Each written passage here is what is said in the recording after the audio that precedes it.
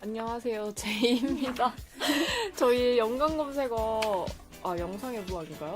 예. 연관 검색어. 아무튼 저희가 코너를 상반기는 아니고, 아무튼 봄이 지나면서 이제 여름이 오면서 코너를 바꿔봤어요. 저번에 어디로 우리는 왔고, 어디로 갈 것인가 라는 코너를 통해서 저희가 회의를 한 결과, 필름 필터링이라는 새로운 코너를 통해서 새롭게 이렇게 오게 되었는데요.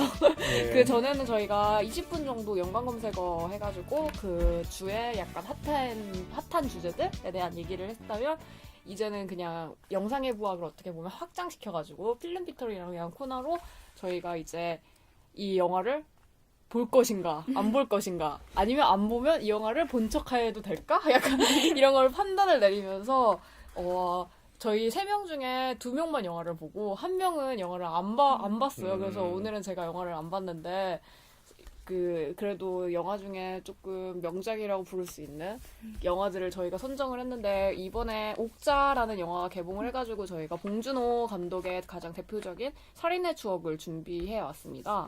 그래서 저는 살인의 추억을 보지 않았고 두 분은 살인의 추억을 보고 오셔가지고 이제 저한테 이 영화에 대해서 설명을 해주실 거예요. 그래서 이거를 같이 듣는 저희 필름 필터링 시청자, 연관 검색어 시청자, 아무튼 시청자분들도 저처럼 이 설명을 듣고 이 영화를 본 척하셔도 되고 아니면 이 영화를 보고 저희의 설명을 듣고 설득을 당하셔가지고 영화를 다시 보셔도 될 것 같아요. 그래서 저와 함께 이 영화에 대해서 설득을 당해 주시길 바랍니다.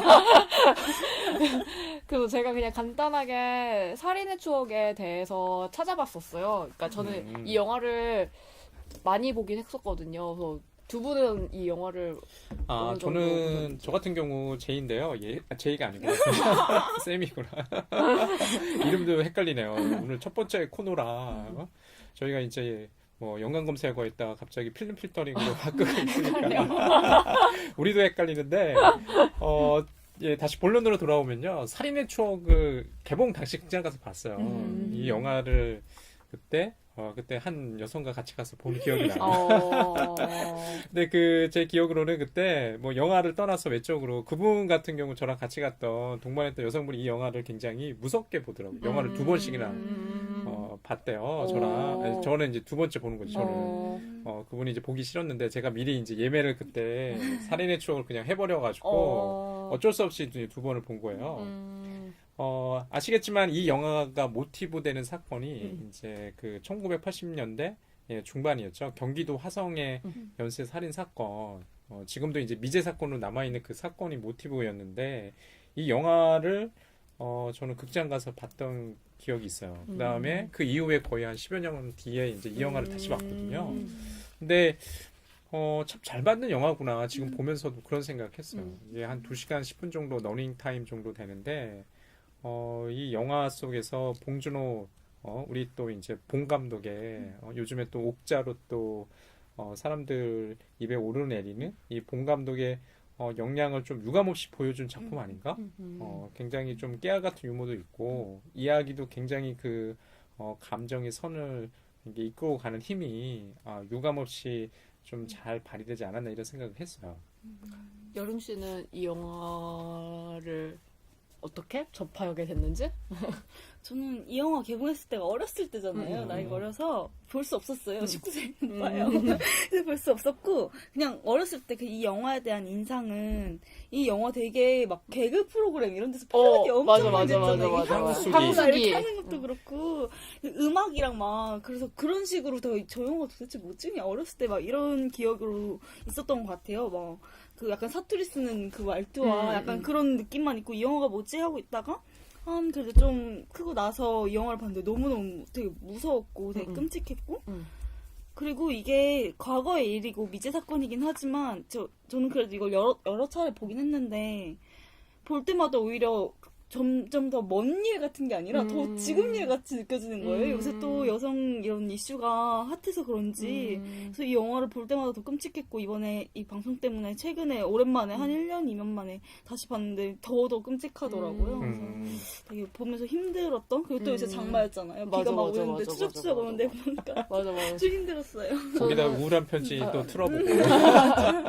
저는 이 영화를 비 오는 날이면 생각이 나서 자주 돌려봤었던 기억이 나요. 근데 저도 이번에는 근데 보지 않았는데 이 영화를 찾아보니까 이 영화로 봉준호가 대종상, 춘사 영화예술제, 영평상, 대한민국 영화대상에서 감독상을 받고 산세바스티안 국제영화제에서 신인 감독상이 은조개상, 도쿄국제영화제에서 아시아 영화상, 그리고 송강호는 대종상과 춘사 영화예술제, 대한민국 영화대상에서 나무주연상 수상하고 그리고 되게 해외에도 수출이 되게 많이 돼가지고 어떻게 보면 봉준호를 알린 첫 작품이라고 할 수 있을 정도로 엄청난 대표작 그리고 아까 말씀하신 것처럼 그 향수기가 패러디가 진짜 많이 됐었잖아요. 그래서 그렇죠. 안 봐도 그 영화를 맞아. 우리가 알 수 있게끔 만들었던 엄청나게 그 당시에 흥행했던 영화더라고요.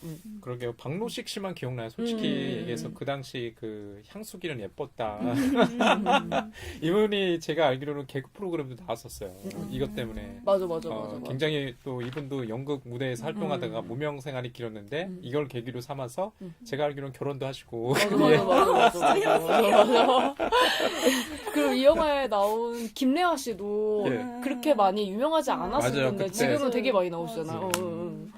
되게 제가 찾아보니까 김래아 씨가 맡았던 그 형사 역할 같은 경우는 원래는 굉장히 그 시나리오상으로는 비중이 굉장히 컸다고 하더라고요. 그런데 영화를 직접 찍을 때는 좀 많이 좀 축소된 형태로 갔다고 하더라고요. 좀 이건 여담이긴 한데. 그래서 저는 이 영화를 보지 않았으니까 너무 많이 보신 거 영화를 너무 많이 봐서. 아, 근데 좀 궁금하네요. 이 영화를 그렇게 많이 본 이유는 뭐예요? 그냥 비가 오면 생각나서 비가 오면 생각이 나요? 그래서 비 오는 날이면 이거를 다시 돌려봤던 기억이 저는 많이 나요. 그러니까 비 오네? 한번 볼까? 이러고 그냥 봤던 기억이 몇 번 있어가지고 그리고 영화 자체가 되게 재밌게 잘 만들었잖아요. 그래요. 진짜. 저는 짜장면 먹고 싶은데. 아 맞아. 짜장면 먹어야 될것 맞아. 그러니까 요즘에도 이제 그 옥자가 개봉이 됐기 때문에 봉준호 감독도 인터뷰 많이 나오고 좀 영화 얘기 많이 나오는데 전 옥자도 보고 살인의 추억도 다시 보면서 느꼈던 것들이 아 봉준호 감독이 지닌 영향을 참 있구나라는 좀 감탄을 좀 많이 했던 것 같아요. 그러니까 기존에 그 이전에도 이제 그 몇 편의 영화들이 있었잖아요. 뭐 괴물이나 뭐 마더나 그밖에 또 설국열차인가요? 영화를 다 본 것 같아요. 극장 가서 봤는데 그때마다 참 놀라운 게 뭐 흔히 이제 봉테일에서 뭐 디테일도 얘기하는데 기본적인 그 영화를 잘 만든다는 게 이야기를 끌고 가는 힘이 있는 것 같아요. 예, 뭐 옥자도 마찬가지고 저는 그러면서 굉장히 좀 감탄했어요. 아, 이게 팔릴 만한 이유가 있구나. 그리고 좀 약간 그 옥자도 보면서 전 그렇게 생각했는데 항상 보면 어떤 비관 속에 낙관이 있지 않나라는 생각했어요. 그러면 지금 이 청취자분들 중에 이걸 안 볼 분도 있으니까 저희가 이렇게 얘기하면 이해를 못 하실 테니까 두 분 중에 세미님이나 여름님 중에 혹시 이 살인의 추억을 간략하게 줄거리를 혹시 말씀해 주실 수 있나요?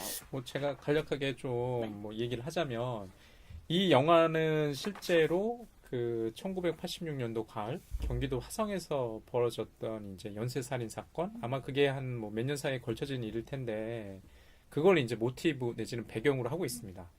실제로 저는 이 영화 보기 전에는 그냥 경기도 화성을 로케이션한 줄 알았어요.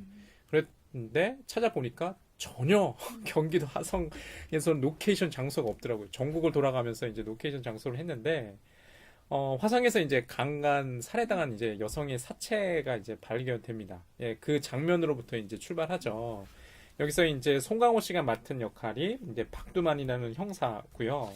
연이어서 이제 비슷한 수법의 사건이 연달아 이제 발생합니다. 이 화성 연쇄 살인 사건이 제가 알기로는 한국에서 벌어진 최초의 연쇄 살인 사건으로 지금 아마 기록이 남아 있고 이게 미제 사건이야. 미제 사건인데 보통 이제 그 형사 박두만의 스타일 아마 영화 보신 분이면 아시겠지만 아니면 보실 분은 아시겠지만 직관으로 범인을 갖다 선택하려 얼굴만 보면 알 수 있다. 이 영화 속에서 재미난 장면들이 사진이랑 막 스크랩을 막 하잖아요. 막 거기다가 직접 이제 펜으로 쓰고 그런 장면들이 나오거든요. 그래서 맨 처음에 선택한 범인이 누구냐면 아까 향수기를 내뻤다. 박노식 씨가 이제 맡은 백강호를 범인이라고 확신을 하게 돼요. 그래서 이제 그 파트너인 김래아 씨가 맡은 조용구라는 이제 형사와 함께 자백을 막 강요하죠. 근데 또 자백 받는 장면도 굉장히 좀 재밌어요. 같이 또 짜장면 먹어가면서 수사반장 같이 보잖아요. 그 오프닝 이런 것들이 있는데 결국엔 이제 그 사건을 좀 조작하려고 했는데 뜻대로 그 박노식 씨가 맡은 강호가 뜻대로 움직여주지 않죠. 그러니까 이제 서울에 박두만 씨 아닌가요? 백강호 아닌가요? 박두만 씨 아닌가요? 박두만이 송강호. 박두만이 송강호고 박노식 씨가 맡은 역할이 이제 백강호, 강호고요. 음. 그러니까 서울에서 이제 그 김상경 씨가 맡은 서태훈이라는 형사가 파견이 돼요. 근데 전혀 상반된 스타일의 형사죠. 왜냐면 김상경이 맡은 서태훈이라는 역할은 굉장히 서류를 중시해요. 그리고 여기서 좀 대비되게 나오긴 하는데, 송강호 씨가 맡은 그 형사, 박두만은 이제 2년제 대학을 나왔고요. 김상경 씨는 4년제 대학을 나온 걸로 이렇게 나오고 있어요. 그래서 사건 파일을 갖다가 이제 하나하나 이제 검토하면서 실마리를 찾으러 가는데, 아까 얘기한 것처럼 이제 백강호를 다리고 이제 현장 검증을 가는데 그 자리에서 백강호가 범행 사실을 부인하죠. 이제 그 일로 인해서 변희봉, 우리의 또 봉준호 감독의 또 페르소나의 변희봉 씨가 나오게 되는데 반장이 파면되고요. 후임으로 이제 신동철 반장이 이제 새롭게 부임합니다. 이제 송재호 씨가 맡은 역할인데 그러면서 그 사건의 단서를 어떻게 발견하냐면요. 우리 김상경 씨가 맡은 서태훈 그 형사가 비 오는 날마다 빨간 옷을 입은 여자가 범행의 대상이었다는 공통점을 발견하고 함정 수사를 벌여요. 그런데 또 다른 여인의 사체가 그 노력에도 불구하고 발견이 되죠. 그러니까 수사가 이제 점점 미진하고 미궁으로 빠져나가는 가운데 근처 공장에서 일하는 비 오는 날마다 우울한 편지를 갖다가 신청한 박해일이 맡은 박형규를 유력한 용의자로 이제 지목합니다. 자, 그런데 이제 어떤가요? 이제 영화 속에서 이제 보시게 되시면 그 사체에서 범인의 유전자 이제 정액이 발견돼서 그 유전자 감식 샘플을 갖다가 미국으로 보내요. 근데 실제로는 영화 속에서는 미국으로 보내는데 화성 연쇄 살인 사건 당시에서는 일본으로 보냈다고 하더라고요. 그런데 중요한 것은 그 유전자 감식 결과 박형규, 박해일이 맡았던 범인의 유전자와 일치하지가 않아요. 그러면서 세월은 흘러가지고 2003년으로 바뀌죠. 박두만이 송강호 이제 형사에서 은퇴를 하고 사업을 해서 좀 성공을 하고 우연히 사건 현장을 지나가다가 17년 전에 어딘가요? 그 논두렁에 이제 거기를 유심히 쳐다보면서 클로즈업 되면서 이제 영화가 끝납니다. 예. 그렇게 보면은 이 영화가 1986년부터 2003년까지 굉장히 긴 기간을 갖다가 시간을 걸쳐서 좀 영화 이야기를 전개하고 있거든요. 좀 여담이긴 한데 이 당시가 왜 이 영화가 희자가 됐냐면 공소시효가 거의 말미를 앞두고 있었어요. 영화가 만들어지고 나서 3년 후인 2006년 4월 2일 날 공소시효가 만료됐다고 합니다. 그래서 지금 만약에 뭐 공소시효 만료됐기 때문에 누군가 내가 이제 연쇄살인범이었다라고 고백을 해도 처벌이 불가하죠. 처벌이 불가하고 갑자기 연쇄살인범 해서 생각이 나는 게 나는 살인범이다? 그 영화 있지 않았나요? 네, 박시우 씨. 예, 박시우 씨가 그때도 이제 그 영화의 설정이 뭐였냐면 그 살인자가 공소시효가 끝나고 나서 이제 자기가 살인자였다고 고백하면서 뭐 그렇게 출발했던 것 같아요. 그래서 뭐 베스트셀러 베스트 작가가 되고 저도 음. 그런 생각했어요. 누군가 내가 화성 살인 사건의 주범이었고 그다음에 책을 낸다 그러면 대박일 것 같아요. 나는 이렇게 죽였다. 막 이런 스타일로. 저는 이 영화를 이번에는 안 봤는데 몇 번을 봐서 약간 세세하게 기억나는 장면들이 있어요. 그러니까 아까 말씀하신 뭐 송강호 씨의 첫 번째 등장하는 장면 같은 경우에도 되게 엉성한 형사로 나오잖아요. 그래서 막 그 논두렁에서 이렇게 달리면서 막 뛰면서 막 넘어지고 막 그 난리치던 장면? 그러니까 그거는 첫 장면은 아니었고. 첫 장면은 아닌가요? 저는 첫 장면인 줄 알았어요, 그게. 그거는 좀 영화 속에서 좀 초반 장면이긴 한데 초반에는 이제 박두만만 등장하는 장면이죠. 논밭 한가운데서 이제 그 시체를 갖다가 확인하는 장면이 이제 송강호 씨의 그 장면이고요. 아마 이제 그 지금 말씀하시는 장면은 아까 이제 좀 사건 현장을 좀 그 다음에 또 사체가 또 발견되는 장면. 예, 그 장면인 것 같아요. 네, 맞아요. 그리고 이 영화를 떠올릴 때 가장 먼저 생각나는 건 저는 복숭아 씨.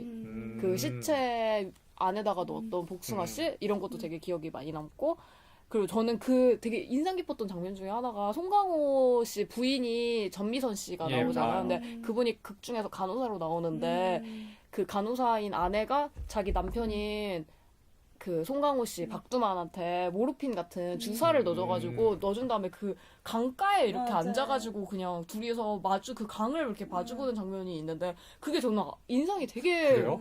깊게 남아요. 저는 좀 사소하다고 생각했는데 왜냐면 실제로 그 전미선 씨가 맡은 그 아내 그때는 아내 역할로 나왔는지 잘 모르겠는데 원래 극 중에서는 간호사라기보다는 야매죠, 야매. 제가 볼 때는 간호사가 아니라 간호조무사인데 병원에서 잠깐 일하다가 본인이 직접 약 처방을 받아가지고 이렇게 주사 아줌마요. 요즘식으로 얘기하면 최순실 씨 그런 야매로 나오거든요. 그런데 워낙 그 자기 남편이 바쁘니까 쉬지도 못하니까 아마 제가 생각하기엔 포도당 주스 뭐 이런 건 것 같아요. 모르핀은 좀 마약이니까 그건 아닌 것 같고. 근데 되게 그 장면이 저는 되게 인상 깊었던 게 되게 뭔가 이 영화에 엄청 피로함이 이렇게 축적되어 있는 느낌? 그래서 되게 그러니까 그때가 거의 영화 중반부? 중후반 아닌가요? 중후반. 맞아요. 좀 그러니까 약간 후반부에 발치돼 있어요. 전미선 씨도 그리고 처음에는 용의자, 뭐라고 해야 돼? 피해자가 될 뻔했죠. 될 뻔하는 상황 전에 그 장면이 있었던 것 같아서 되게 그 장면이 그러니까 여러 번 돌려보면서 그 장면이 되게 뇌리에 박힌 느낌? 그래서 그 느낌과 그 뭔가 그 황금빛 눈물의 그 느낌이 되게 인상 깊게 남아가지고 이상하게 저는 살인의 추억하면 약간 그런 황금빛 논밭의 느낌이라고 해야 되나? 약간 그런 게 되게 인상 깊게 남은 것 같아요. 그래서 저 같은 경우는 이 영화를 본지 그래도 꽤 됐으니까 한데 거의 직전에 보셨잖아요. 그래서 두 분은 어떤 장면이 가장 인상 깊었는지 그래가지고 이 시청자분들이 살인의 추억에서 이런 장면이 유명했었지 약간 말할 수 있는 장면들 혹시 말해주실 수 있는 거 있으신가요? 저는 아무리 그래도 이 영화는 첫 장면이 제일 중요한 것 같아요. 아까 말씀하신 것처럼 그 박두만이 처음에 등장하는 거죠. 경운기 뒤에 타고 있고 아이들은 뛰어다니면서 돌팔매질을 막 하고 되게 조롱받는 형사의 모습이 나오긴 하는데 그때 아무튼 처음으로 시체를 발견하게 되는 그 장면이 우선 죽은 시체가 등장하기 때문에 끔찍한 모습도 있지만 거기서 전 중요한 게 그 아이가 박두만을 자꾸 따라하는 그 이미지가 되게 중요한 것 같아요. 그리고 되게 웃긴 게 둘이 이렇게 나란히 있으면 둘 다 까까머리잖아요. 그래서 너무 둘의 모습이 너무 비슷한 거예요. 그래가지고 그것도 재밌었고 그리고 또 메뚜기가 거기서 등장하는 게 되게 중요한 것 같은데 그 아이가 처음에 메뚜기를 그 논두렁에서 잡는 장면이 나오고 나중에 그 시체에 메뚜기가 이렇게 올라가는 그런 장면이 나오는데 그리고 또 아이가 병에 메뚜기를 담아서 이렇게 몰래 숨기고 가잖아요. 왜 메뚜기를 숨기고 가는 거지? 라는 생각이 들더라고요. 그냥 자기가 잡아서 이렇게 아이들이 노는 대상이 될 수도 있는데 그걸 숨긴다는 것 자체가 뭔가 내가 얘를 잡았고 얘를 괴롭히고 있고 이게 잘못된 거야를 알고 있고 이걸 숨기려는 그런 아이의 모습이 나타나서 이게 백강호래 박두만 앞에서 되게 그 아이가 막 익살스럽게 행동을 해도 그 아이가 그냥 범인을 앞에 두고 송강호가 그걸 알지 못하는 듯한 그런 느낌을 많이 받더라고요. 그래서 그 첫 장면이 되게 중요한 것 같았고 그리고 또 마지막에 다시 시간이 지나고 나서 박두만이 그곳에 찾는다는 점에서 약간 그 아이가 커서 그곳에 다시 찾은 듯한 느낌 되게 많이 받아서 첫 장면과 끝 장면이 이렇게 오버랩되는 이미지로 그 어린 아이의 모습이 중요한 것 같아요. 또 이후에는 한 번도 등장하지 않으니까 되게 중요한 소재인 것 같다는 생각이 들더라고요. 세미님은 본척 해줄 수 있는 그런 추천하는 장면? 여기서는 아까 언급하셨는데 지금 제이님께서 그 살인 현장에서 사건 보존이 제대로 되지 않잖아요. 굉장히 우왕좌왕하고 소란스러워요. 특히 아까 말씀하셨던 그 경운기가 그 사건 현장에서 그 도로인데 계속 제대로 이제 그 사람들 통제가 안 되니까 족적을 그냥 지워버리고 이제 지나가죠. 굉장히 중요한 족적인데 왜냐면 살인이 꼭 비 오는 날에 이루어지잖아요. 비 오는 날 밤에.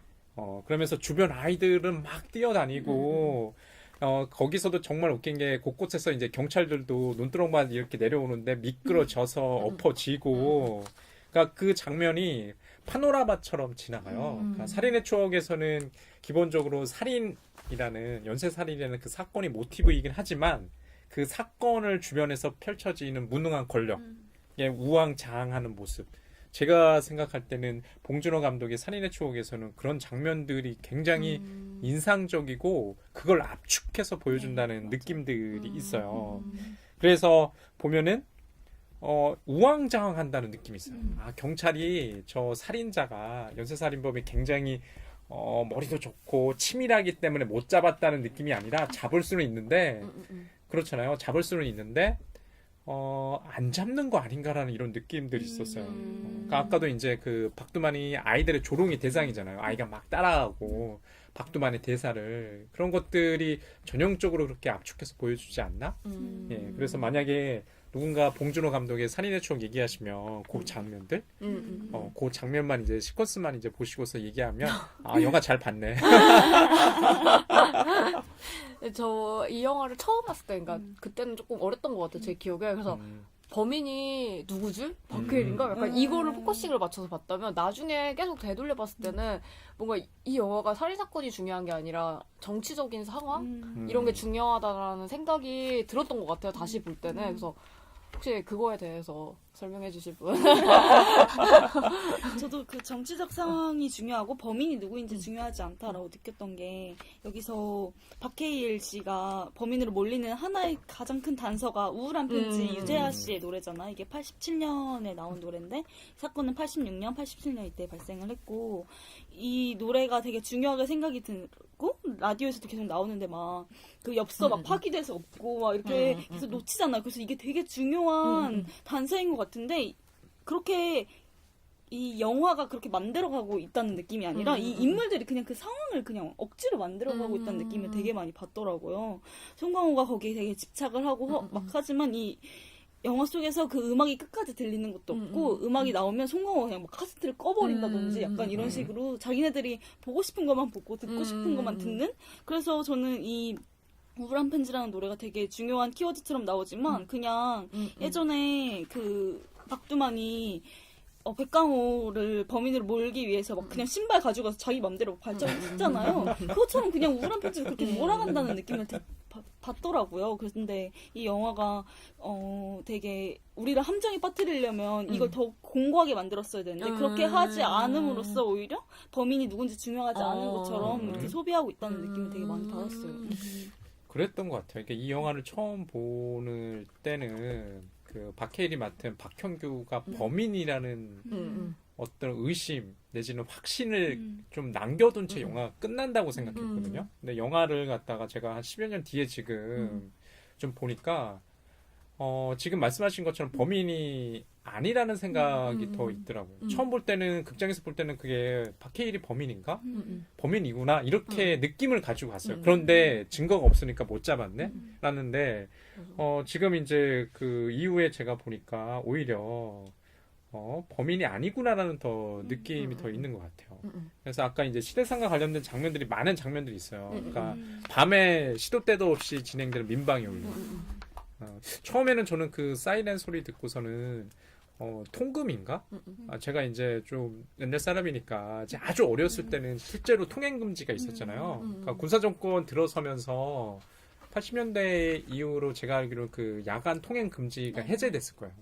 그러니까 왜냐면 12시까지 이제 집에 다 들어가야 되지. 근데 그게 이제 좀 해제가 됐고, 그러니까 텔레비전 뉴스로 이렇게 시위 장면을 막 보여준다거나 실제로 시위 장면 진압하는 장면도 있고, TV 뉴스 속에서 보면 권인숙 씨, 지금은 이제 뭐 이제 선생님으로 모 대학에 이제 재직 중이시지만 그 당시는 성고문 사건이 굉장히 큰 이슈였거든요. 뭐 저는 뭐 저도 그때는 어렸을 때니까 기억은 안 나지만, 후에 이제 대학에 들어와서 그 예전에 조용래 변호사의 그 진실은 감옥에 가둘 수 없습니다라는 인권 변호사였는데, 이분이 좀 일찍 돌아가셨는데 이분이 이 권인숙 그 사건의 변호인이었어요. 그 읽었던 기억들이 나요. 근데 이 당시 얼마나 권력이 억압적이고 폭력적이었으면 여대생을 갖다가 시국 사건에 연루된 여대생을 갖다가 자백을 위해서 어떤 그 여성이라는 굉장히 치부 일 수 있는 그런 데를 이제 건드린 거죠. 그래서 정권의 그런 폭력성을 계속 보여준다는 생각이 들었어요. 저는 그 송거문 사건 되게 저는 이렇게 피부로 와닿는 느낌이 아니어서 옛날 일이기 때문에 저한텐 그랬는데 여기서 그 송거문 사건이 이렇게 TV를 통해서 브라운관을 통해서 막 사운드랑 같이 들리잖아요. 그래서 뭐 저런 일이 있었어라고 하는데 그게 또 수원에서 발생한 일이고 그렇다면 백강호가 고문당한 그 장소에서 벌어진 일 때문에 거기에 박주만과 조영구가 공모한 일일 수도 있다라는 약간 그런 느낌을 받더라고요. 그래서 오히려 나중에 다시 그 백강호의 그 고깃집에서 고기를 먹다가 또 시비가 막 붙어가지고 하다가 백강호가 실수로 이렇게 쳐가지고 조영구 씨 이렇게 다리까지 결국엔 잘리게 되잖아요. 전 그게 되게 징벌 같더라고요. 그리고 그 사건이 막 벌어졌을 때 누구였는지 기억이 안 나는데 막 저런 경찰 새끼들이 막 거기 중요 부위 다 잘라야 된다고 약간 막 이렇게 말을 하는데 다리가 잘리잖아요. 근데 막 남자들 중요 부위를 막 다리라고 표현하는 경우도 있고 그래서 되게 징벌을 받는다라는 되게 느낌이 되게 많이 새롭네요. 들었어요. 저는 전혀 그런 대사는 주목하지 못했거든요. 그리고 그 수술 장면도 되게 맞아. 감정이 되게 중요해. 조영구 씨 표정이 막 클로즈업되고 그리고 박두만 씨가 이렇게 사인하는 거 그것도 막 되게 중요하게 이렇게 클로즈업돼서 나오고 막 이랬던 장면이 왜 이게 꼭 이 에피소드가 왜 들어갔지? 라는 생각을 했을 때 약간 징벌받는 느낌이 있더라고요. 되게 뭐라고 하지? 봉준호 하면 따라붙는 수식어가 뭐 박찬욱은 깐느박 이런 거면 봉준호는 봉태일이잖아요. 그래서 근데 되게 그게 실화를 바탕으로 한 영화일 때 되게 이런 식으로 봉태일의 디테일한 감성이 되게 살아나는 듯한 느낌이 드는 것 같아요. 그래서 요새 좀 죽어. 그런가 보다. 요즘엔 계속 판타지만 찍으시니까. 이제 그런 것 같아요. 약간 상징적으로 해결하는 것 같아요. 그 당시에 그런 문제가 있었잖아요. 뭐 권력이 고문하고 지금도 공권력이 그럴 거예요. 뭐 경험해 보시진 않았겠지만 여기 앞에 있는 두 분들은 실제로 이제 경찰서나 법원 내지는 뭐 검찰 가면 굉장히 분위기라는 게 그 특유의 분위기가 있거든요. 되게 억압적이고 그 현장에 솔직히 일반인들이 직업상으로 가지 않으면 대부분 나쁜 일로 가는 거예요. 맞아. 그러니까 그 당시는 얼마나 심했겠어요. 여기 진짜 고문 장면이 특히 그 백강호, 박노식 씨가 맡은 향숙이 예뻤다. 굉장히 좀 코믹하게 그려지는 것도 좀 있거든요. 수사방장 그 당시 나오면 빠바바바방 서로 이렇게 나오는 그 전주곡 따라 부르면서 그런데 실제로는 더 폭력적이었겠죠. 그 다음에 여기 백강호 씨는 아니지만 그 또 누구였나요? 약간 아내가 너무 아파서 자신의 어떤 성적 욕구를 갖다가 해소하기 위해서 여자 팬티 입고 나오셨던 그 영국 배우 지금도 활발하게 활동하시는 이제 그 배우분 있잖아요. 거기서는 되게 적나라하게 이렇게 매달아서 이제 고문하는 장면 나오죠. 그러고 보니까 좀 무섭네요. 이 영화가 가지는 분위기가 그 무서운데 그 무서운 분위기를 특유의 약간의 좀 긴장을 완화한다든가 유머스러운 코드로 좀 완화한다는 느낌도 있어요. 혹시 이 영화를 봤을 때 봉준호 이러니까 디테일해 라고 설명해줄 수 있는 부분들이 혹시 있으신가요? 찾아내신? 저는 아까 이제 권인숙 씨 성고문 사건 그거를 갖다가 그 고깃집에서 텔레비전으로 이렇게 계속 중계가 되거든요. 근데 그런 장면들이 굉장히 디테일하다고 생각했어요.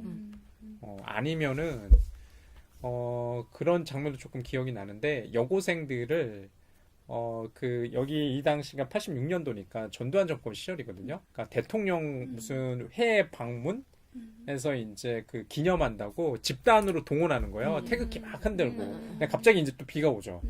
그래서 막 얘들이 이제 그 BPR을 피하는 장면들. 그러니까 그 당시는 모든 게 그 집단을 동원할 수 있는 권력의 힘을 보여주는 것 같아서 굉장히 씁쓸하다는 생각도 들고 저는 이제 그 시대를 어리긴 했지만 초등학교를 좀 지나온 사람이니까 이제 그런 것들이 있거든요. 금강산 그 댐. 근데 저 아직도 기억이 나요. 그때 이제 단체로 나가서 어릴 때긴 하지만 초등학교 때 하지만 피켓 시위하고 의무적으로 애들한테 돈을 다 걷었어요. 그 일정한 금액 이상 가져오라고. 지금 생각하니까 진짜 광기죠, 광기. 그 당시 제가 또 기억나는 게 KBS 9시 뉴스인가? 그 당시 보면은 이렇게 미니어처로 금강산 댐이 무너지면 이 정도 물이 찬다. 저기 여의도에 있는 63 빌딩 이 정도 괜찮아. 이런 것들 있었어요. 지금 어릴 때니까 아무런 느낌 없이 봤을 수도 있는데 지금 생각하니까 이게 무섭다는 생각이 들어요. 왜냐면 우리 녹음하는 그 좀 전 일이긴 한데 뭐 북한이 이제 미사일 이렇게 또 발사했잖아요. 대륙간 탄도 미사일 뭐 발사 성공했다고 ICBM인가? 그런데 이게 계속 진행 중이라는 생각이 있어요. 근데 다만 사람들이 이제 좀 많이 깨어 있어서 그런 사건이 일어나도 그렇게 크게 정권, 뭐 권력도 마찬가지지만 정부에서 이용하지 않을 뿐이죠. 여름님은 디테일, 봉준호 이래서 디테일해? 라고 잘난 척할 수 있는 포인트? 저는 기차가 되게 중요한 것 같아요. 여기 영화에서도 기차길이 계속 나오고 거기서 막 백강호가 죽기도 하고 또 박해일이 범인이 아니었다라는 게 밝혀지기도 하는 장소가 그 기찻길이기도 하고 그래서 되게 중요한데 약간 이 공권력으로 말할 수 있는 박두만, 뭐 조용구 그리고 뭐 서태윤이 막 자꾸 이상한 짓 하잖아요. 여기서 범인 놓치고 엉뚱한 짓 하고 막 자기네들끼리 싸우느라고 뭐 범인을 놓치고 할 때마다 기차가 자꾸 지나가는 장면이 등장을 하는데 기차가 그냥 지나가는 게 저는 꼭 기차가 도착한 게 아니라 빠져나가고 있다는 느낌을 되게 많이 받더라고요. 그래서 그 범인이 그 현장을 되게 목격을 하면서 그냥 빠져나가면서 비웃는 듯한 그런 느낌을 되게 많이 받았어요. 근데 그냥 이게 나만의 느낌인가? 약간 이렇게 생각을 하긴 했는데 예전에 찾아보다가 2007년인가 그때 공소시효가 끝나가지고 살인의 추억이 다시 재상영을 하고 그때 막 GV 시간 가졌는데 이 범인에 대해 뭐 어떻게 생각하냐? 약간 봉준호가 이렇게 얘기했더니 자기가 생각했을 때 이 범인은 약간 관종병이 있어가지고 이렇게 주목받는 걸 좋아하는 성향이 있는 것 같다. 그래서 이 사건이 계속해서 뉴스에도 나오고 대서특필 됐는데도 불구하고 계속해서 사건을 범행을 하면서 그 자체를 즐긴 것 같다라고 막 얘기를 하면서 그때 막 이 범인은 그래서 지금 여기 있을 것 같다 약간 이렇게 말했다는 거예요. 그래서 재밌다. 근데 봉준호가 농담으로 뭐, 여기도 있을지도 모르겠다. 여기 와서 자기 얘기를 하는 거 듣고 싶어하는 그런 사람인 것 같다. 이러면서 근데 지금 문이 열리고 한 명이 나가시네요. 이렇게 장난하는 거예요. 그래가지고 사람들이 막 이랬는데 봉준호가 그냥 장난이라고 이랬다는데 근데 왠지 그런 얘기를 들으니까 기차의 삽입이 진짜 그런 성향을 이미 봉준호가 알고 있고 기차를 통해서 약간 자신의 범죄를 확인하거나 아니 공권력의 무능함 자체를 확인하고 즐기는 그런 그냥 기차의 승객으로서의 범인을 이렇게 삽입했다는 느낌을 되게 많이 받더라고요. 그래서 이번에 다시 보면서 더 그 인터뷰를 보고 나서 이거 보니까 기차가 자꾸 되게 중요한 모티브가 아닐까라는 생각이 들었어요. 근데 그 만약에 범인의 나이대가 어떤지 모르겠지만 한 20, 30대라고 하면 그 정도 이제 상영을 다시 했을 때는 그 정도 나이대였을 것 같아요. 한 60 안팎에 근데 뻔히 영화를 보러 오는 사람의 연령대가 있으니까 정말 그런 사람이 있으면 좀 무서울 것 같아요. 눈에 띄긴 하겠다. 눈에 띄죠. 보통 이제 그 또 재개봉하는 영화를 그렇게 관심 있게 찾아보는 사람은 정말 관심 있는 사람이잖아요. 어떤 이유인지 모르지만. 맞아. 근데 제가 만약에 범인이라면 저는 지금도 네이버에 맨날 검색할 것 같아요. 맞아. 다 간쫄려가지고. 일부러 그리고 그런 상황을 즐길 것 같기도 해요. 뭔가 사람들이 나를 무서워한다는 사실. 그런 거. 근데 영화도 좀 그렇잖아요. 범인은 현장을 다시 찾는다. 그러니까 실제로 마지막 장면도 그걸 보여주는 것 같아서 좀 무서워요. 그래서 마지막 장면에 딱 그 송강호 씨가 저는 그런 인상을 받았던 거예요. 딱 카메라를 바라봤을 때 너 지금 보고 있니? 약간 근데 그 원작도 날 보러 와요. 이 의미가 자기 범인한테 여기 와서 연극 와서 보라고 그런 의미로 이 제목을 이렇게 지었다고 하더라고요. 참 많은 분들 무섭네요. 근데 이렇게 판을 깔아주는 게 그분한테 되게 즐거운 일이고 행복한 일일 텐데, 그쵸? 그러니까 보통 그 연쇄살인범? 사실 한국 사회가 연쇄살인범이 찾긴 힘들어요. 왜냐하면 적어도 모르겠어. 저희는 그것이 알고 싶다를 제외하고는 많은 경우에 언론에 시사되는 사건을 제외하고는 범인 검거율이 좀 꽤 되지 않나 이런 생각도 들거든요. 맞아. 그런데 이제 저기 뭐 미드나 이런 데서 보면은 정말 연쇄살인범 많잖아요. 미제 사건들도 많고 너무 땅덩어리가 커서 그런가라는 생각도 좀 있고. 범인이 저희 방송도 들었으면 좋겠네요. 그렇지 몰라.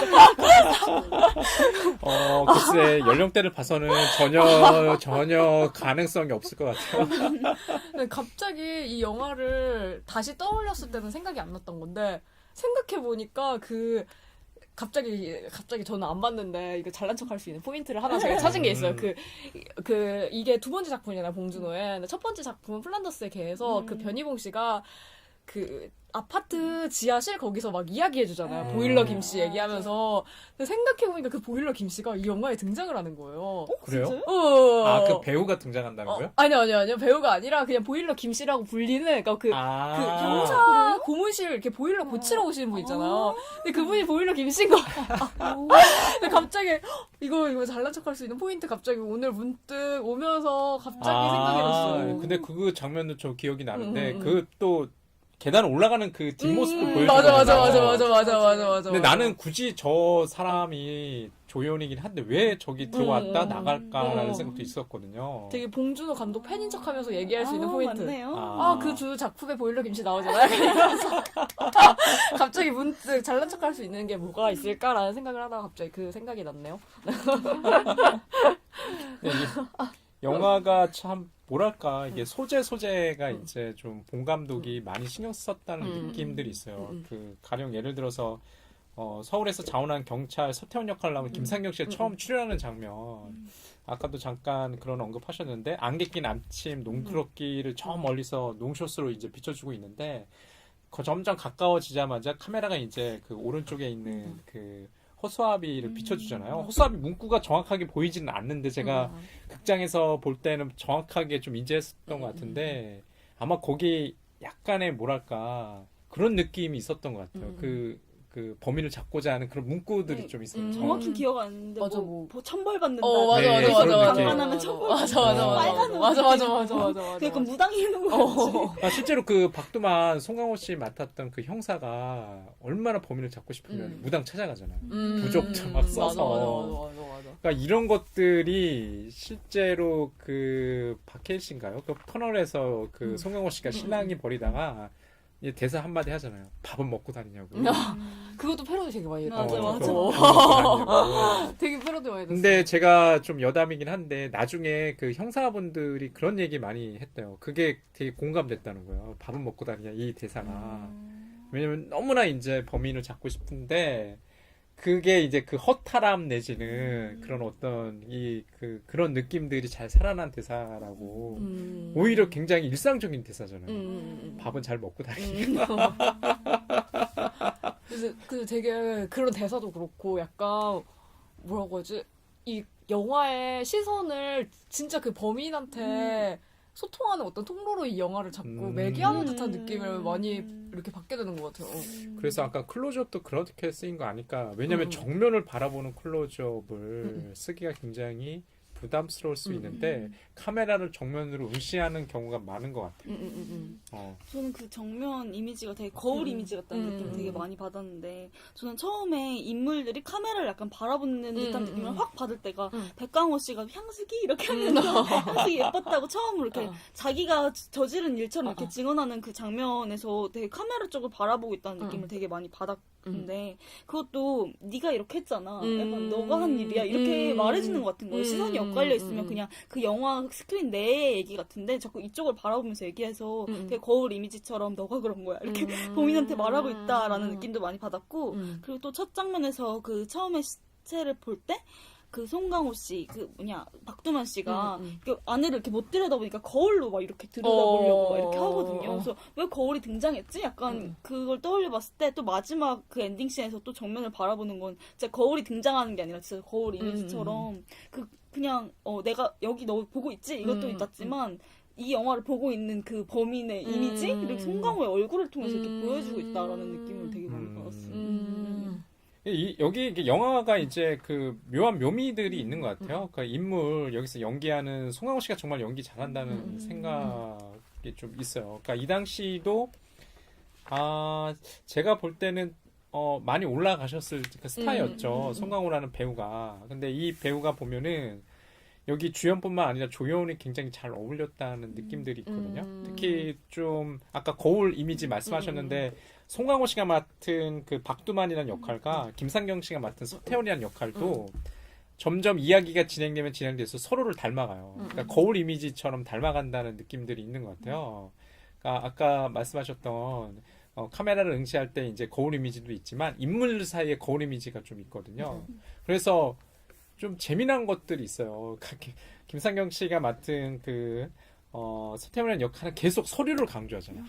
서류의 모든 것이 나 서류만 계속 들춰김인데 나중에는 오히려 어떻게든 이제 범인을 잡으려다 보니까 옆에 있는 박두만을 닮아가는 거죠.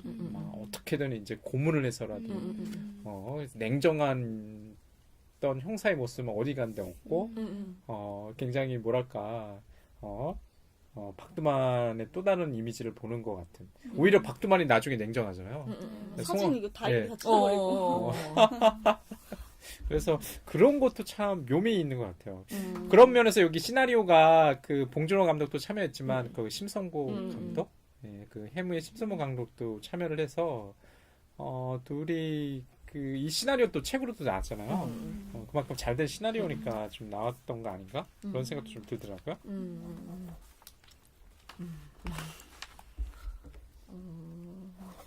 예, 또 뭐 지금 뭐 제이씨 궁금했던 거 없어요?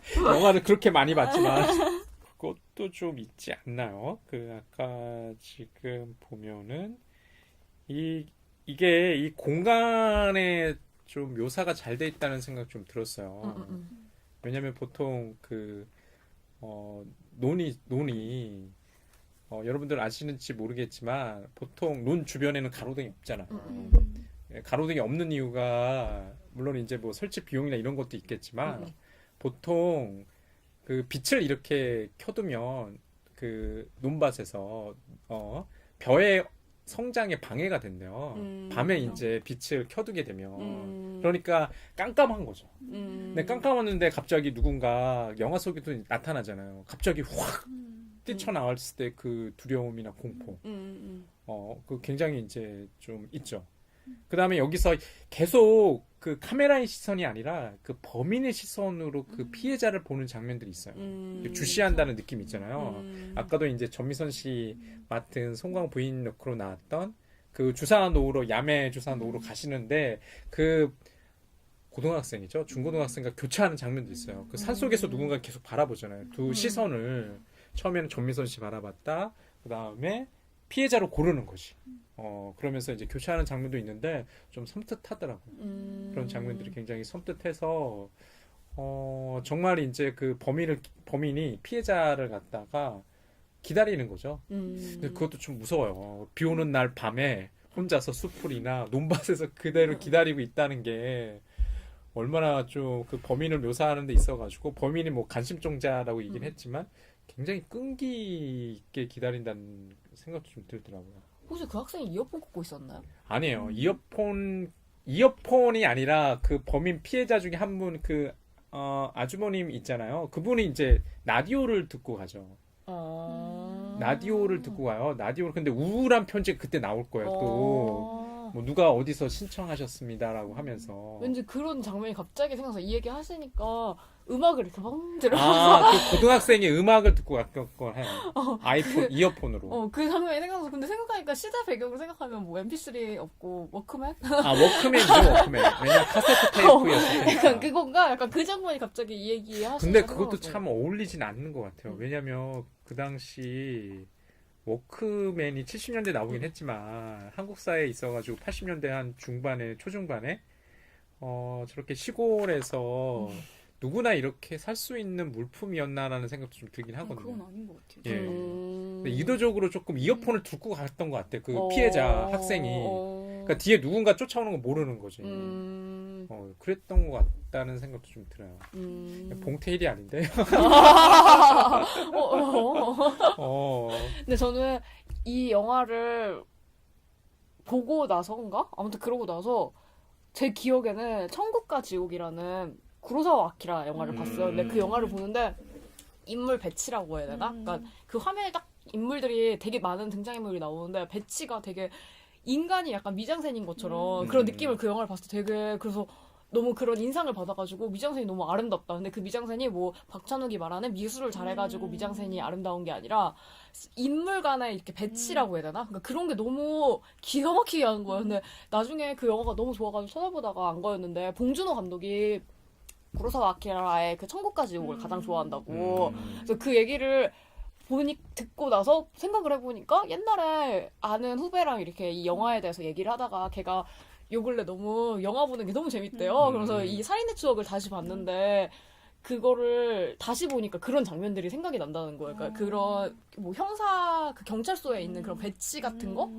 약간 그런 게 되게 기가 막히게 아주 이게 되게 잘 돼 있었다 이런 얘기를 했던 게 갑자기 이 영화 우리 살인의 추억 얘기를 한번 해볼까요? 이렇게 하니까 그 얘기가 생각이 나가지고 이 영화 다시 보고 싶다라는 생각이 저는 들었었거든요. 근데 결국에는 제가 못 보는 사람 역할을 하긴 해가지고 안 보긴 했는데 갑자기 그게 생각이 나면서 되게 다시 보고 싶다? 약간 이래가지고 봉세일인가? 라는 생각이 들 정도로 되게 그런 인물 간의 배치 같은 것도 그러니까 되게 여기서도 몹시는 아닌데 사람이 많이 등장할 때가 많잖아요. 그래서 저도 그 얘기를 들으면서 생각나는 게 그런 뭐 짜장면만 먹는 장면? 이런 거 할 때도 사람들이 되게 많은데 뭐 향수기도 있고 송강호 씨도 있고 그 김상경 씨도 있고 그 김래아 씨도 있고 그러니까 되게 5명 이상의 이렇게 인물들이 한 공간에 있을 때 되게 그 인물들 간의 배치라고 해야 되나? 그러니까 그런 게 되게 문득 생각이 나는데 다시 그 장면 때문에 그 천국과 지옥이라는 영화가 너무 괜찮았던 기억 때문에 이 영화를 빨리 다시 보고 싶다는 생각이 들었던 것 같아요. 그러고 보면은 봉준호 감독이 약간 미장센이라고 얘기하셨잖아요. 카메라 앞에 그 배치 단순히 어떤 물건뿐만 아니라 인물들의 배치를 굉장히 잘 짜여져 있게 한다는 생각이 들어요. 아까도 인상적으로 이렇게 보여주는 장면은 아까 마치 이 영화 안 봤어도 그 영화 한 장면만 보면은 이 영화를 본 듯한 착각 내지는 아우라를 풍기는 장면들 보면은 곳곳에 그런 운동이라든지 그 배치가 다 정교해요. 그러니까 그런 것들 다 계산하고 영화를 만들었겠죠. 그러니까 보면은 전체적으로 그 부분에 대한 것도 굉장히 좀 세밀하게 이렇게 만들었구나. 아마 그럴 수밖에 없지 않았을까라는 생각도 들어요. 왜냐하면 전 작품이 플란다스 기회가 흥행이 실패하고 두 번째 기회가 왔어. 이 영화까지 실패하면 진짜 뭐 기회를 막기가 힘들었을 테니까 진짜 오래 준비했을 거라는 생각도 들어요. 저는 그 배치가 나 형식이 되게 흥미로웠던 게 여기서 되게 많은 용의자들이 막 있잖아요. 사진 지석지 붙어 있고. 근데 어떤 장면인지 정확히 기억이 안 나는데 인물이 짜장면 배달원이었나? 그냥 덩치 있으신 분이 이렇게 옆에 앉아가지고 그냥 짜장면 이렇게 주면서 막 몇 마디 하고 그냥 사라져요. 그래서 그 사람은 우리 기억 속에서 잊혀지는 그런 인물 중에 한 명인데 나중에 이 용의자 수첩 이렇게 펼쳤는데 그분의 사진이 정면에 이렇게 딱 있는 거예요. 네. 그래서 나는 뭐야 이러고 봤는데 그런데 그분이 있는 거예요. 근데 다른 그 사진이 그러니까 3개가 붙어 있는데 그 페이지에 2명은 이렇게 잘려 있고 그분이 약간 중심에 떠 있는 거예요. 그래서 막 그 송강호가 진짜 저 잔인한 사람 짜장면 맛있게 받아놓고 용의자로 막 이렇게 생각하는구나 약간 이렇게 싶은 거예요. 근데 이게 딱 눈에 들어오게 배치를 했기 때문에 어쨌든 저의 눈에 들어온 거잖아요.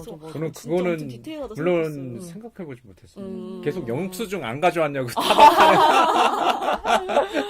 나는 그 사진을 진짜 보니까 잘 보여줘요. 인물들이 지나가면서 나는 전혀 그 얼굴들에 대해서 주목하지 않았거든요. 네, 유일하게 그런 배달원 중에 약간 덩치가 있으신 분이어가지고 눈에 튀었구나. 저는 또 생각나는 장면이 그 자기는 얼굴만 보면 안다라고 하면서 그 강간한 피해자 오빠와 강간범 이렇게 보여주잖아요. 누가 맞아. 야 누가 이제 피해자 맞아, 오빠이고 맞아. 강간범인 거 같냐. 그런데 그냥 지나가요. 맞아, 범인 안 알려주잖아. 나 궁금하더라고요. 맞아, 지금 맞아, 생각해보면 맞아. 누가 저도 엄청 추측했어요. 맞아, 기억난다. 맞아. 누가 누구지? 근데 굉장히 곱상하게 생긴 사람이 한 명 있고 약간 좀 얼굴에 생채기가 많이 난 사람도 있고 약간 그런 생각했어요. 약간 우리의 그 관객의 기대와는 다르게 오히려 되게 곱상하게 생긴 사람이 아닐까. 그게 이제 박해일의 이미지와 이렇게 맞아요. 연결되는 거예요. 부드러운 손. 맞아. 부드러운 손. 실제로 얼굴도 잘생겼어. 그러니까 부드러운 손이라는 것 자체가 이게 노동자층이 아니다라는 걸 보여주는 것 같아요. 그러니까 박해일도 그 극 중에서 보면은 사무실 근무, 네, 맞아요. 사무실 근무를 하고 책을 조용히 읽고 있어요. 음악 좋아하고. 그러니까 그게 이제 보면은 박두만 내지는 그 송강호 씨 그 형사 역할이 나오는 이미지가 범인의 이미지에 딱 밀착하고 아 이게 이 사람이 농촌 사람이 아닌 거지. 그러니까 외지인이구나라는 것을 좀 은근히 암시한다는 생각이 있어요. 외지인이구나. 근데 정말 그랬을까 또 좀 싶다는 생각이 들어요. 근데 저는 잘 모르겠어요. 저 외지인이었을까? 만약에 농촌에서 정말 이렇게 블루 칼라로 이제 일하시는 분들이었으면 고운 손을 갖긴 힘들거든요. 근데 저는 그 비가 맨날 오잖아요. 맨날 숨어 있었거든요. 되게 손이 이렇게 그럼 뿔는다고 해야 되나? 이렇게 미끌미끌해서 되게 부드럽게 느껴지는 게 아닐까? 그런 느낌도 좀 있을 것 그리고 같아요. 또 피해자의 기억이 그러네. 트라우마 때문에 왜곡되니까 약간 왜곡되니까. 그런 느낌이 그러네. 그러니까 어떤 단서 부분이 너무나 확대가 되다 보니까 사건의 진상은 그런 이미지로밖에 안 나는 맞아. 그렇게 생각해 보면 이 영화가 굉장히 이제 박해리라는 그 범인인 용의자를 몰고 가긴 하는데 실제로 이제 그 영화를 한 두세 번 보시거나 다시 보시게 되면은 아 박해리는 오히려 피해자처럼 느껴져요. 피해자처럼. 맞아. 그러니까 처음 볼 때는 박해리 범인인가 봐. 그러니까 이런데 다시 보면 박해리도 불쌍한 것 같아. 박해일도 피해자. 그러면서 이제 자기는 절대로 당하지 않을 거라고 얘기하잖아요. 맞아. 역시 책을 읽어서 그런가. 만약에 박해일이 진짜 범인인 것처럼 이 영화가 그려졌으면 그냥 추격자 같은 맞아. 느낌이었을 것 맞아. 저희도 봉준호가 이렇게 이미지를 보여주시지 저도 보지 않았지만 봤지만 아무튼 근래에 보지 않았지만 이 영화를 아는 척을 이제 할 수 있을 것 같아요. 그래서 메뚜기, 여름 씨가 말한 메뚜기 같은 거나 아니면 그리고 두 분 다 말했던 거울 이미지 이런 거나 뭐 저도 또 잊고 있었던 그 다리 수술하는 그 형사 그런 장면 같은 거나 우왕좌왕하는 송강호의 모습 약간 이런 걸로 이제 나 이 영화 봤어. 저희 시청자분들도 이 영화를 본 척할 수 있는 기회가 되는 방송이었으면 좋겠어요. 네. 저희가 하지만 마지막으로 이 영화를 본 척만 할 것인가 아니면 실제로 진짜 볼까 이걸 저희가 판단을 내리기로 했잖아요. 그래서 두 분은 이 영화를 시청자분들께 봐라 라고 추천을 할 건지 아니면 본 척만 하세요 라고 할 건지 한번 결론을 한번 두 분이서 내려주실 수 있으신가요? 오늘 이제 필름 피터링 첫 번째 시간이잖아요. 저는 새롭게 시작하는 시간인데 요즘에 이제 옥자라는 영화도 개봉이 됐고 봉준호라는 감독이 왜 국내뿐만 아니라 해외에서 이렇게 곽강받는지를 알고 싶으신 청취자분들이라면 보라고 말하고 싶어요. 왜 저 사람이 영화가 그렇게 필모그래프가 많지는 않거든요. 실제로 이제 상업영화 개봉된 영화는 그 이유가 있어요.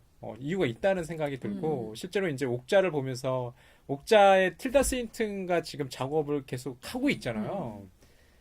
그 이유가 있는 것 같아요. 왜 좋아할까? 문화권에 상관없이 배우들이 저런 이제 세밀한 면이 이게 국적을 떠나서 내지는 이 성별을 떠나서 호소하는 것들이 있는 거죠. 만약에 감독 봉준호가 궁금하다면 저는 좀 찾아보기를 권하고 싶어요. 꼭 봐라. 보는 척하지 말고 꼭 봐라. 여름님은 어떻게 하라고 말을 쓰는 중이십니까? 저도 옥자 얘기를 끌어들여야 될 것 같은데 옥자가 지금 멀티플렉스에서 상영이 안 돼서 찾아가서 봐야 되는 현재 영화가 됐잖아요. 그게 좀 특이한 점이기도 하고 어떻게 보면 또 강점이 될 수도 있다라는 생각을 하는데 살인의 추억도 어찌됐든 이제 개봉한 상태가 아니니까 찾아봐야 하는 거잖아요. 옥자를 보는 정도의 노력을 한다면 대한극장을 가는 정도의 노력을 한다면 이걸 보는 게 좋지 않을까라는 생각도 많이 하고 그리고 아까 말했듯이 플란다스의 개랑 살인의 추억이 뭔가 이렇게 모일러듯이 이렇게 연결되어 있다고 하듯이 사람들이 계속 그 봉준호가 의도한 건지 아닌지 모르지만 자꾸 연관성을 만들어 나가는 재미가 있는 것 같아요. 그래서 제가 아까 기차 얘기했는데 이 살인의 추억 기차가 설국열차로 오 그러네. 그렇게 얘기하는 사람도 있고 막 살인의 추억 막 산 막 이렇게 나오는 거 그것도 다 옥자가 거기서 하고 있다고 막 이런 식으로 끼워 맞추는 걸 수도 있는데 그런 재미도 있는 것 같아요. 그래서 봉준호 영화의 필모를 그냥 쫙 훑어보시는 것도 좋지 않을까 해서 저는 봤으면 좋겠다. 본 척하지 마시고 보셨으면 좋겠다라고 말씀드리고 저희는 싶어요. 역시 싸울 일이 없네요. 의견이 항상 같아. 저도 이 방송을 마치고 필름 피터링에서 해준 대로 이 영화를 다시 보도록 하겠습니다. 꼭 이 방송을 듣고 있는 분들이면 좀 봤으면 좋겠어요. 저희가 영화를 처음 좀 코너를 바꿔봤는데 되게 처음 영화를 되게 잘 선정을 했네요, 저희가. 추천해줄 수 있는 영화를 네. 말할 수 있게 돼가지고 너무 다행이라는 생각이 들면서, 다음에는 어떤 영화를 가져와야 될지 더 부담감이. 맞아. 한 번쯤은 싸웠으면 좋겠네요, 네. 저희. 네. 곤란한 소지를 만들어봐요. 그래서 저희 필름 필터링인 코너를 이렇게 마치도록 하겠고요. 저희가 이번에는 코너가 따로 나눠지지 않아가지고 연관 검색어 시청자분과 이제는 헤어져야 될 것 같아요. 새로운 만남. 다음 주에도 또 다른 어떤 영화를 볼까? 추천할까? 아니면 보지 말까? 본적하게 할까라는 거를 가지고 다시 찾아오도록 하겠습니다. 예. 감사합니다. 예, 고맙습니다.